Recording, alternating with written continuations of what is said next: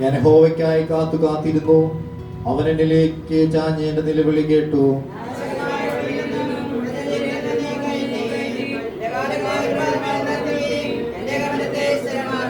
അവൻ എന്റെ വായിൽ പുതിയൊരു പാട്ട് തന്നു. നമ്മുടെ ദൈവത്തിന് സ്തുതി തന്നെ. പലരും അത് കണ്ട് ഭയപ്പെട്ടു യഹോവയിൽ ആശ്രയിക്കും.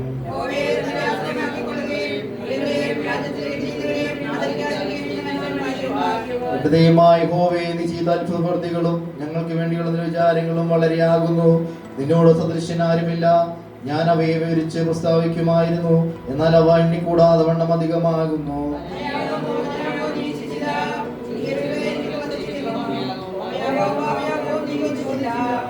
അപ്പോൾ ഞാൻ പറഞ്ഞു, ഇതാ ഞാൻ വരുന്നു. പുസ്തകച്ചുരുളിൽ എന്നെ കുറിച്ച് എഴുതിയിരിക്കുന്നു.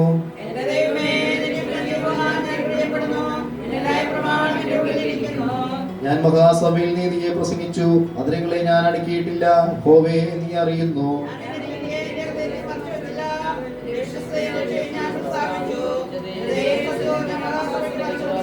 യഹോവേ, നിന്റെ കരുണ നീ എനിക്ക് അടച്ചു കളയുകയില്ല. നിന്റെ ദയയും സത്യവും എന്നെ നിത്യം പരിപാലിക്കും.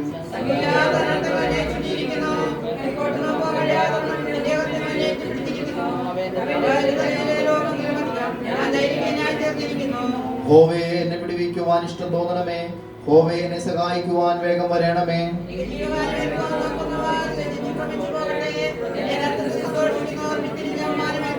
നന്നായി നന്നായി എന്നതിനോട് പറയുന്ന വർദ്ധങ്ങളുടെ നാണനിമിത്തം സ്തംഭിച്ചു പോകട്ടെ.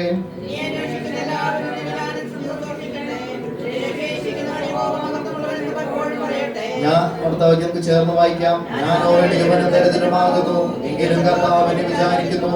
നീ തന്നെ എന്റെ സഹായവും എന്നെ വിടുവിക്കുന്നവനുമാകുന്നു. എന്റെ ദൈവമേ, താമസിക്കരുതേ. നമ്മുടെ ശുദ്ധ കാര്യങ്ങളെ ഓർത്ത് കർത്താവിനെ സ്തുതിക്കാം. Hallelujah, hallelujah, hallelujah. ആമേൻ. എല്ലാവർക്കും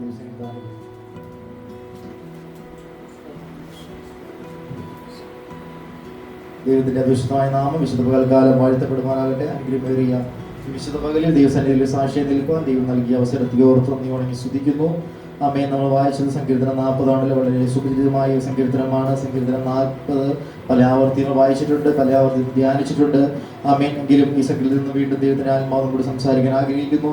ആമേൻ. ഇതിന്റെ തലക്കെടുത്ത് നമുക്കറിയാം, ദാവീദിന്റെ ഒരു സങ്കീർത്തനമാണ്. ആമേൻ, ആമേൻ, ആമേൻ. ദൈവം തന്റെ ഭക്തനെ എപ്രകാരം പരിപാലിക്കുന്നതിനെ കുറിച്ചുള്ള ആസ്വദമാക്കിയുള്ള ഒരു സങ്കീർത്തനമാണ് സങ്കീർത്തനം 40. ആമേൻ. അതിന്റെ 12 വാക്യം ഒന്ന് വായിക്കാമോ?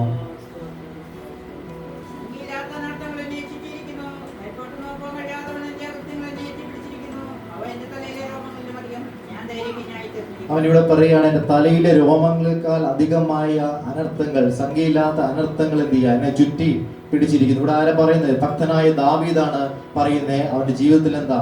അവൻ അനർത്ഥങ്ങൾ ഒന്നിനു പുറകെ ഒന്നായി അനർത്ഥങ്ങൾ ഭക്തന്റെ ജീവിതത്തിൽ എന്ത് ചെയ്യാ വന്നുകൊണ്ടിരിക്കുകയാണ്. എന്നാൽ എന്റെ വാക്യം 5-ാമത്തെ വാക്യം ഒന്ന് വായിക്കാമോ?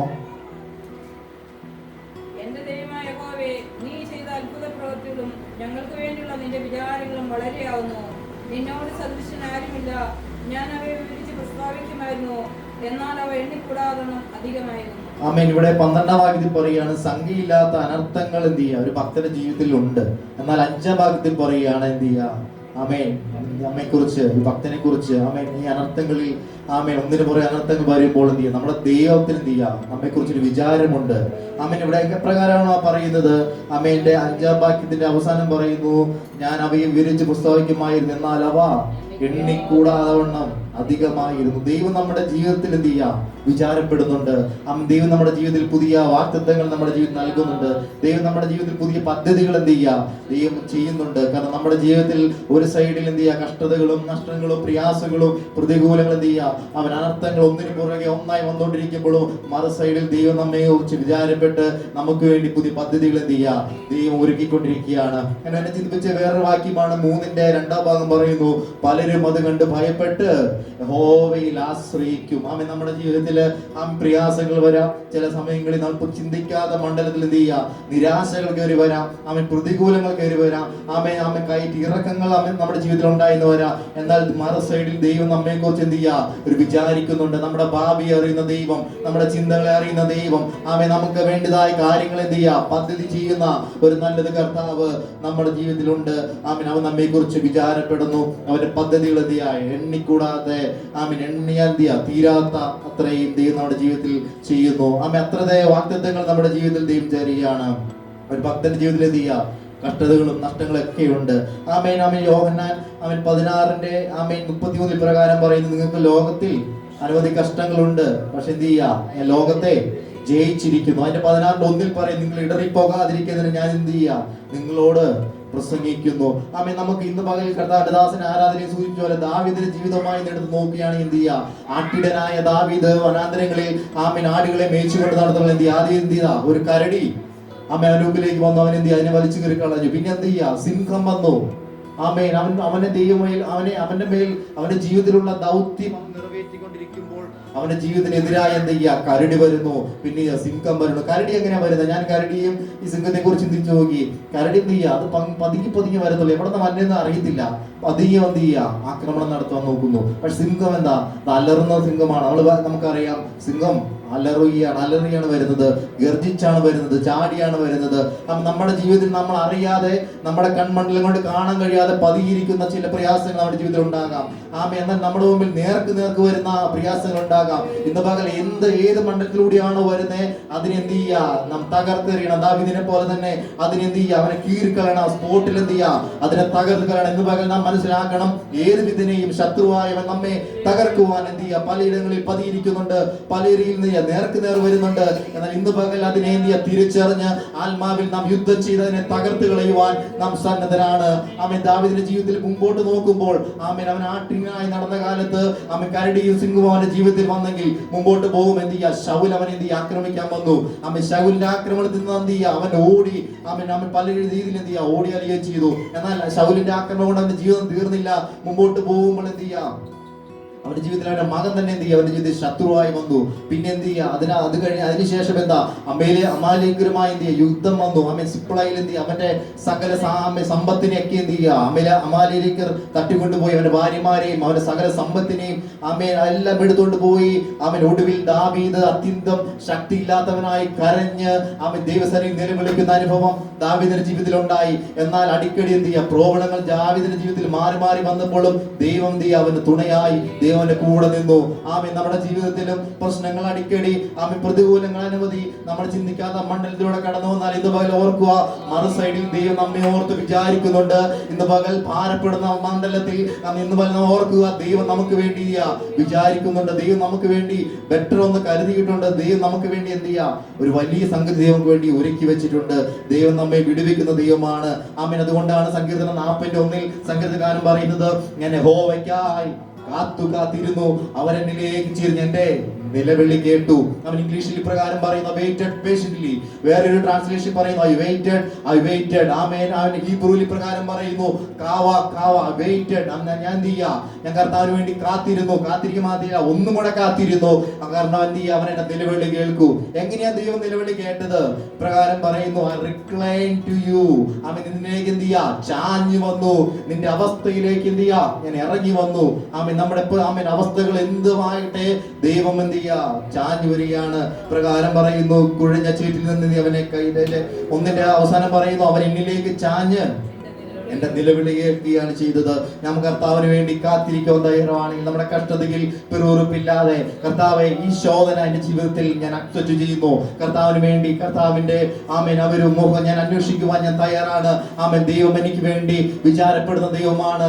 നിന്റെ വിചാരങ്ങൾ എന്റെ വിചാരങ്ങൾക്ക് അപ്പുറമാണ്. നിന്റെ പദ്ധതികൾ എന്റെ ചിന്തകൾക്ക് അപ്പുറമാണെന്ന് ഞാൻ വിശ്വസിക്കുന്നു കർത്താവ് എന്ന് പറയുവാൻ നാം തയ്യാറാണെങ്കിൽ ദൈവം നമ്മുടെ ജീവിതത്തിൽ എന്ത് ചെയ്യാം, ചാഞ്ഞിറങ്ങിമെന്ന് നമ്മുടെ നിലവിളി കേൾക്കുന്ന ദൈവമാണ്. പ്രകാരം പറയുന്നു, he will recline to me. അവൻ എന്നിലേക്ക് ചാഞ്ഞു വരുന്ന ദൈവമാണ്.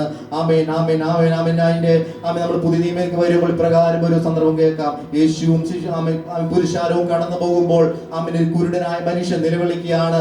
എന്ത് ചെയ്യാ, യേശുവേ ദാവീദ് പുത്ര എന്നോട് കരുണ തോന്നണമേ. അപ്പൊ യേശു എന്താ ചെയ്തത്? യേശു എന്ത് ചെയ്യാ നടന്നുകൊണ്ടിരുന്നത്? യേശു പെട്ടെന്ന് നിന്നിട്ട് തിരിഞ്ഞു. അവനെ എന്റെ അടുക്കൽ കൊണ്ടുവരിക. ആമേൻ. നമ്മുടെ ജീവിതത്തിൽ ആമേൻ നിലവിളിയാകട്ടെ, ഞരക്കങ്ങളാകട്ടെ, നമ്മുടെ ഉള്ളിന്റെ ഉള്ളിൽ നിന്നുള്ള ആമേൻ പ്രയാസങ്ങളാകട്ടെ, വിഷമങ്ങളാകട്ടെ, നന്നായി അറിയുന്ന ഒരു കർത്താവാണ് നമ്മുടെ ദൈവം. നമ്മെ കുറിച്ച് വിചാരിക്കുന്ന ദൈവമാണ് നമ്മുടെ ദൈവം. നമ്മുടെ സകല നിലവിളികളെയും ആമേൻ നന്നായി അറിയുന്ന ദൈവമാണ്. ആമേൻ എന്ത് ചെയ്യുക? അവൻ കുരുടനെ സൗഖ്യമാക്കി.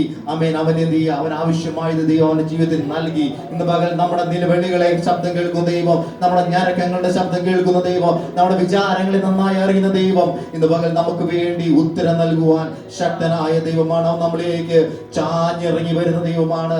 നാം യഹോവയ്ക്കായി കാത്തിരിക്കുന്നുവെങ്കിൽ ഇന്ന് പകൽ അവൻ എന്ത് ചെയ്യുക? നമ്മുടെ ജീവിതത്തിലേക്ക് നമ്മൾ പ്രതീക്ഷിക്കാത്ത മണ്ഡലത്തിലൂടെ ദൈവം നമ്മുടെ ജീവിതത്തിലേക്ക് ചാഞ്ഞിറങ്ങി വന്ന് നമുക്ക് ലഭിക്കേണ്ട വിടുതൽ, ആത്യന്തികമായി ലഭിക്കേണ്ട വിടുതൽ ദൈവം നമ്മുടെ ജീവിതത്തിൽ നൽകുമെന്ന് ആമേൻ ദൈവസന്നിധിയിൽ ഞാൻ പ്രബോധിക്കുകയാണ്. ഞാൻ യഹോവയ്ക്കായി കാത്തിരുന്നു. അവനിലേക്ക് ചാഞ്ഞെന്റെ നിലവിളി കേട്ടു. നാശകരമായ കുഴിയിൽ നിന്നും കുഴഞ്ഞ ചേറ്റിൽ നിന്ന് അവൻ എന്നെ കയറ്റി. എന്റെ കാലുകളെ എന്ത് ചെയ്യുക? ഒരു പാറമേൽ നിർത്തി എന്റെ ഗമനത്തെ സ്ഥിരമാക്കി. ഒരു ഭക്തന്റെ ഗമനത്തെ സ്ഥിരമാക്കുന്ന ആമേൻ ഒരു കർത്താവ് നമുക്കുണ്ട്. ഇന്ന് പകൽ നമുക്ക് പ്രാഗൽഭ്യത്തോടെ പറയാം, നമുക്കൊരു കർത്താവുണ്ട്, നമുക്കൊരു യേശുവുണ്ട്, നമുക്കൊരു ദൈവമുണ്ട്. ഇന്ന് പകൽ നമ്മെ കുറിച്ച് വിചാരിക്കുന്ന ഒരു ദൈവം നമുക്കുണ്ട്. നമ്മെ കുറിച്ച് നമ്മെ ഓർക്കുന്ന ഒരു ദൈവം നമ്മുടെ ജീവിതത്തിലുണ്ട്. ഇന്ന് പകൽ ദൈവസന്നിധി നമ്മെ തന്നെ താഴ്ത്തി ഏൽപ്പിക്കാം. ഈ വചനങ്ങളാൽ ദൈവം നമ്മെ അനുഗ്രഹിക്കട്ടെ. ആമേൻ. നമ്മെ നന്നായി അറിയുന്ന ഒരാൾ മാത്രമേ ഉള്ളൂ, നമ്മുടെ ദൈവമാണ്. പലർക്കും നമ്മെ അറിയാമെങ്കിലും അറിയാമെന്ന് പറയുമെങ്കിലും ശരിക്കറിയാവുന്ന ദൈവത്തിന് മാത്രമാണ്. നമ്മെക്കുറിച്ച് നാം ആരോടെങ്കിലും പറഞ്ഞിട്ടുള്ളതേ അവർക്കറിയത്തുള്ളൂ. പക്ഷേ എല്ലാം അറിയുന്ന ദൈവത്തിൻ്റെ കരം അതിനെ അനുകൂലമാണ്. ദൈവസന്നിധിയിലേക്ക് നമുക്ക് തന്നെ ഒരു നിമിഷം കൂടെ സമർപ്പിച്ചു കൊടുത്തു ശാന്തമായിട്ടൊരു പാട്ടുപാടി ദൈവത്തിൻ്റെ സന്നിധിയിൽ എന്നെ നന്നായി അറിയും, എന്നെ നന്നായി പുലർത്തും എന്റെ പ്രാണനായകനേശു. എന്നെ നന്നായി അറിയും, എന്നെ നന്നായി പുലർത്തും എന്റെ പ്രാണനായകനേശു. അമ്മയോ മരിക്കുമ്പോൾ അപ്പൻ താലോലിക്കുമ്പോൾ എന്നെ നാഥൻ വഴി നടത്തും. അമ്മയോ മരിക്കുമ്പോൾ അപ്പൻ താലോലിക്കുമ്പോൾ എന്നെ നാഥൻ വഴി നടത്തും. കാൽ കല്ലിൽ തട്ടാതെ ഞാൻ വീണു പോകാതെ തന്തൂതരുണ്ട് കാവലായി. കാൽ കല്ലിൽ തട്ടാതെ ഞാൻ വീണു പോകാതെ തന്തൂതരുണ്ട് കാവലായി. ഉള്ളം കാലത്തിലെന്നെ വരച്ചിരിക്കുന്നതാ എനിക്കേതും ഭയമേയില്ല. ഉള്ളം കാലത്തിലെന്നെ വരച്ചിരിക്കുന്നതാ എനിക്കേതും ഭയമേയില്ല. എന്നെ നന്നായി അറിയും, എന്നെ നന്നായി പുലർത്തും എന്റെ പ്രാണനായകനേശു. എന്നെ നന്നായി അറിയും, എന്നെ നന്നായി പുലർത്തും എന്റെ പ്രാണനായകനേശു.